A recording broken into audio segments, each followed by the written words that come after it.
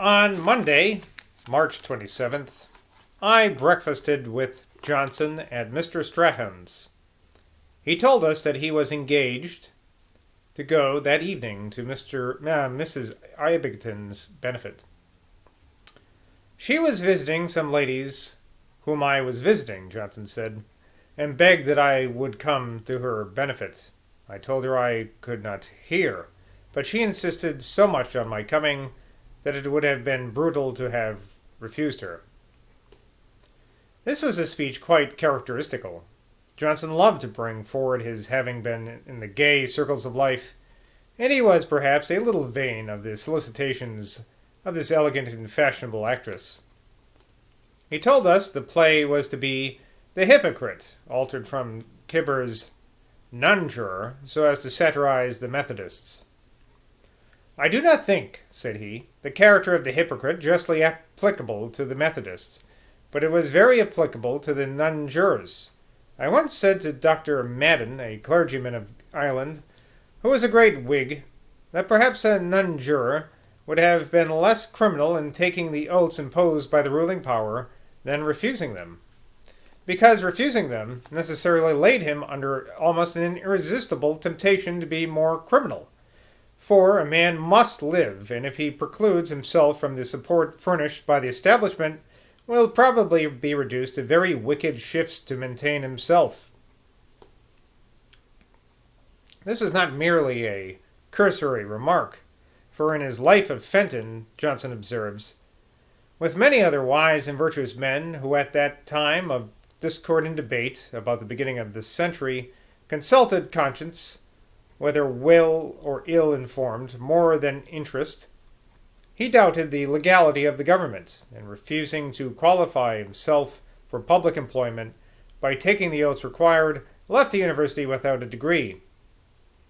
This conduct Johnson calls perverseness of integrity.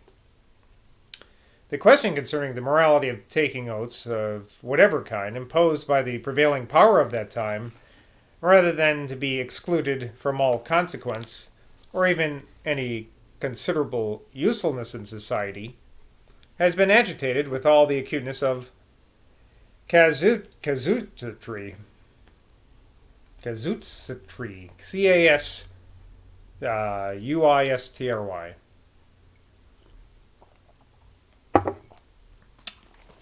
It is related that he who devised the oath of abjuration prolifically boasted that he had framed a test which should, quote, damn one half of the nation and starve the other, unquote.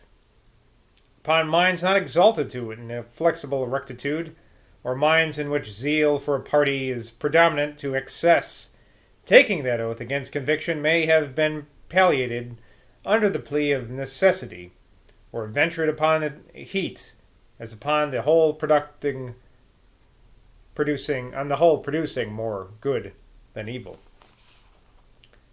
At a county election in Scotland many years ago, when there was a warm contest between the friends of the Hanoverian secession and those against it, the oath of abjuration having been demanded, the freeholders upon the side rose to go away, upon which a very sanguine gentleman, one of their number, ran to the door to stop them, calling out with much earnestness, Stay, stay, my friends, and let us swear the rogues out of it. Anyway, on this occasion I said to him, I should think, sir, that a man who took the oaths contrary to his principles was a determined wicked man, because he was sure he was committing perjury, whether a non-juror might be incessantly led to do what was wrong without being so directly conscious of it. Johnson said, Why, sir, a man who goes to bed and his patron's wife is pretty sure that he is committing wickedness. And I said, Did the non-juring clergymen do so, sir? Johnson answered, I am afraid many of them did. I was startled at his argument, and could by no means think it convincing. Had not his own father complied with the requisition of government, as to what he once observed to me when I pressed him upon it, that, sir, he was to settle with himself. He would probably have thought more unfavorably of a Jacobite who took the oaths, had he not resembled my father as he swore.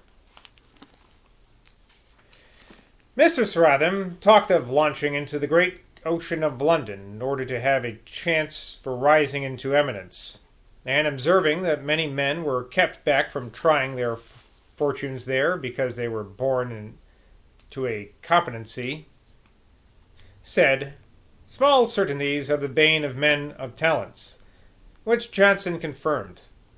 Mr. Stratham put Johnson in mind of a remark which he had made to him. "There are few ways in which a man can be more innocently employed than in getting money." "The more one thinks of this," said Stratham, "the juster it will appear." I don't know if I agree with that. Quite the opposite, isn't it?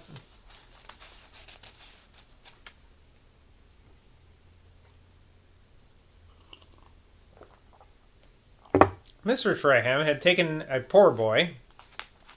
Later, Footnote tells us this is William Davenport, from the country as a apprentice upon Johnson's recommendation. Johnson, having inquired after him, said, "Mr. Stratham, let me have 5 guineas on account, and I'll give this boy 1. Nay, if a man recommends a boy, and does nothing for him, it is sad work. Call him down." I followed him into the courtyard, behind Mr. Stratham's house, and there I had a proof of what I had heard him profess, that he talked alike to all. "Some people," said he, "tell you that they let themselves down to the capacity of their hearers. I never do that. I speak uniformly in an intelligible manner as I can." "Well, my boy, how do you go on?" "Pretty well, sir. But they're afraid I ain't strong enough for some parts of the business." Johnson answered, "Why, I shall be sorry for it. For when you consider with how little mental power and corporal labor a printer can get a guinea a week, it is very desirable occupation for you. Do you hear? Take all the pains you can. And if this does not do, we must think of some other way of life for you. There's a guinea." Here was one of the many, many instances of his active benevolence. At the same time, the slow and sonorous solemnity with which, while he bent himself down, he addressed a little, thick, short-legged boy, contrasted with the boy's awkwardness and awe, could not but excite some ludicrous emotions. I met him at Drury Lane Playhouse in the evening. Sir Joshua Reynolds, at Mrs. Abington's request, had promised to bring a body of wits to her benefit, and having secured 40 places in the front boxes, had done me the honor to put me in the group. Johnson sat on the seat directly behind me, and as he could neither see nor hear at such a distance from the stage, he was wrapped up in grave abstraction and seemed quite a cloud amidst all the sunshine of glitter and gaiety. I wondered at his patience in sitting out a play of 5 acts and a farce of 2. He said very little, but after the prologue to Bon Ton had been spoken, which he could hear pretty well from the more slow and distinct utterance, he talked of prologue writing, and observed, quote, "Dryden has written prologues superior to any that David Garrick has written, but David Garrick has written more good prologues than Dryden has done. It is wonderful that he has been able to write such a variety of them." At Mr. Beauclerk's, where I supped, was Mr. Garrick, whom I made happy with Johnson's praise of his prologues. And I suppose, in gratitude to him, he took up one of his favourite topics, the nationality of the Scotch, which he maintained in his pleasant manner, with the aid of a little poetical fiction. "Come, come, don't deny it," he said. "They're really national. Why, now, the Adams are as liberal-minded men as any in the world, but I don't know how it is. All their workmen are Scotch. You are, to be sure, wonderfully free from that nationality, but so it happens that you employ the only Scotch shoe black in London. He imitated the manner of his old master with ludicrous exaggeration, repeating with pauses and half-whistling interjected, Os homini sublime didit, calamicture Jesuit, et erectus ad sedera tailore valtus, which of course translates as, Man look aloft and with uplifted eyes behold his own hereditary skies. From Ovid, Metamorphoses. Looking downwards all the time, and while pronouncing the four last words, absolutely touching the ground with a kind of contorted gesticulation. Garrick, however, when he pleased, could imitate Johnson very exactly. For the great actor, with his distinguished powers of expression, which were so universally admired, possessed also an admirable talent of mimicry. He was always jealous that Johnson spoke lightly of him. I recollected his exhibiting him to me one day, as if saying, Davy has some convivial pleasantry about him, but 'tis a futile fellow, which he uttered perfectly with the tone and air of Johnson. I cannot too frequently request of my readers, while they peruse my account of Johnson's conversation, to endeavor to keep in mind his deliberate and strong utterance. His mode of speaking was indeed very impressive, and I wish it could be preserved as music is written, according to the very ingenious method of Mr. Steele, who has shown how the recitation of Mr. Garrick and other eminent speakers might be transmitted to posterity in score. And now I have a bunch of footnotes to go back over. Okay, so there's a footnote after talking about Johnson's mode of speaking being very impressive, in which it says, My noble friend Lord Pembroke said once to me in Wilton, with a happy pleasantry and some truth, that, quote, Dr. Johnson's sayings would not appear so extraordinary were it not for his bow-wow way. The sayings themselves are generally of sterling merit, I think, but doubtless his manner was an addition to their effect, and therefore should be attended to as much as may be. It is necessary, however, to guard those who were not acquainted with him against overcharged imitations or characters of his manner, which are frequently attempted, and many of which are second-hand copies from the late Mr. Henderson, the actor, who, though a good mimic of some persons, did not represent Johnson correctly. Then there is a footnote about Mr. Steele here. It says, See Prosodia Rationalis, or an essay towards establishing the melody and measure of speech, to be expressed and perpetuated by peculiar symbols. Glad we don't have to do that anymore. It sounds like a pain in the butt. And then there's a footnote about the posterity in score. I use the phrase in score, as Dr. Johnson has explained it in his dictionary, quote, a song in score, the words with the musical notes of a song annexed, unquote. But I understand that in scientific propriety it means all the parts of musical composition noted down in the characters by which it is exhibited to the eye of the skillful. Done with the footnotes. Next day I dined with Johnson at Mr. Thrale's. He attacked Gray, calling him a dull fellow. I said, I understand he was reserved and might appear dull in company, but surely he was not dull in poetry. Johnson said, Sir, he was dull in company, dull in his closet, dull everywhere. He was dull in a new way, and that made many people think him great. He was a mechanical poet. Oh, I like that phrase. He was dull in a new way, which made people think he's great. I feel like that happens a lot, doesn't it? He then repeated some ludicrous lines which have escaped my memory, and said, Is not that great, like his odes? Mrs. Thrale maintained that his odes were melodious, upon which he exclaimed, Weave the warp and weave the woof. I added in the solemn tone, The winding sheet of Edward's race.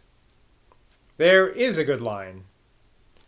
Aye, said he, and the next line is a good one, pronouncing it contemptuously, Give ample verge and room enough.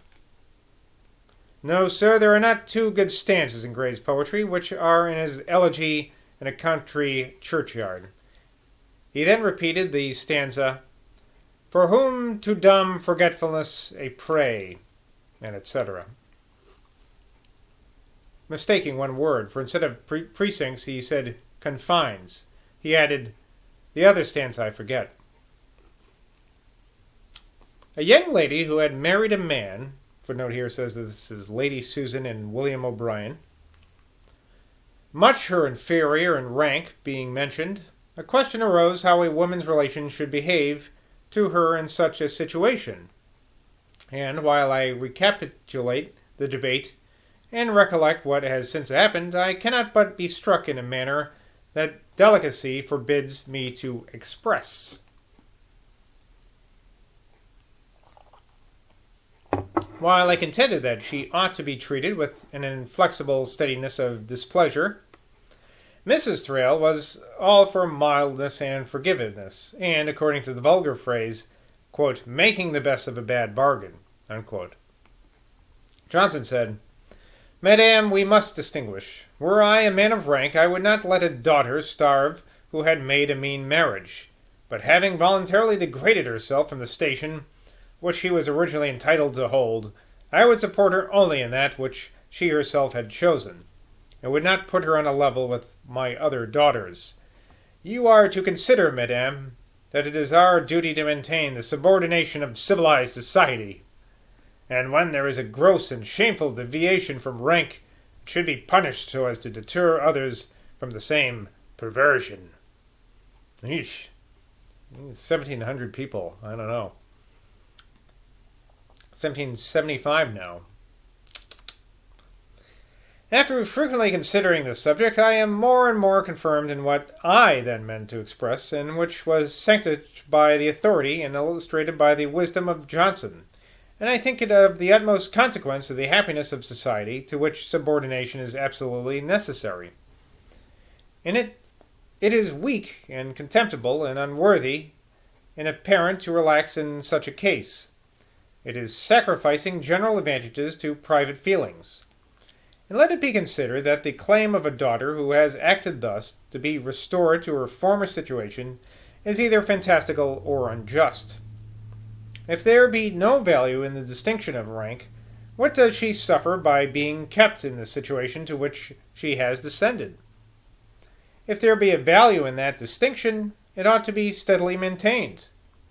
If indulgence be shown to such conduct, and the offenders know that in a longer or shorter time they shall be received as well as if they had not contaminated their blood by a base alliance, the great check upon the inordinate caprice which generally occasions low marriage will be removed, and the fair and comfortable order of improved life will be miserably disturbed.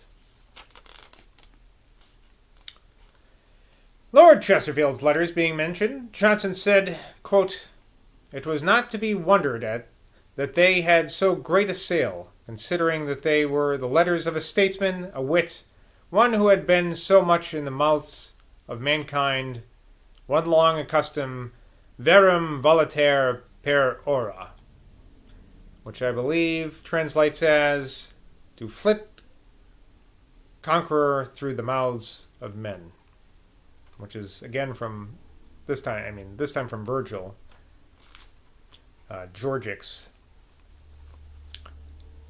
Anyway, that's good for Boswell for today. Some rough talk there, but hey, what are you gonna do? Bye from Boswell.